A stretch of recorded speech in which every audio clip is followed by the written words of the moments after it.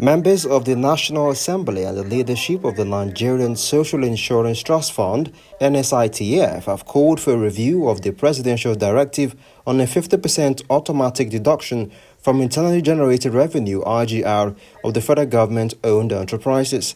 Speaking at a two-day NSITF retreat for the Senate and House Committee on Labor, Employment and Productivity, the lawmakers agree that the NSITF is also not treasury funded and doesn't draw from the Consolidated Revenue Fund of the Federation and ought to be removed from the schedule of the Fiscal Responsibility Act. The called on the managing director of the fund, Falaye Oluwaseun, to increase efforts to classify the trust fund as a non-revenue generating agency.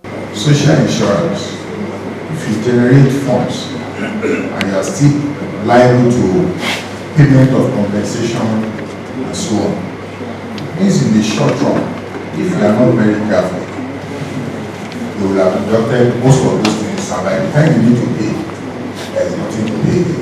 And they are not keeping the funds for you.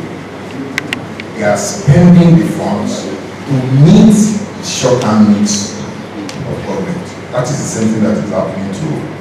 I think as National Assembly, there's a need for us to address this issue with the Honorable Minister of Finance, for him to understand the difference between, yes, you may understand, but when somebody is looking for money at government, they seem not to do as if they understand the difference between revenue generation and self-funding.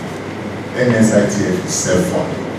It's not a revenue generation company. The NSITF boss at the agency's management was in Lagos State on a two-day retreat to discuss how to collaborate with lawmakers to achieve its objectives. Let me be clear, because we've had to deal with this in our various engagements with the relevant agencies. NSITF is not a revenue generating agency of government. We are trustees mandated by law to manage funds for the protection of Nigerian workers.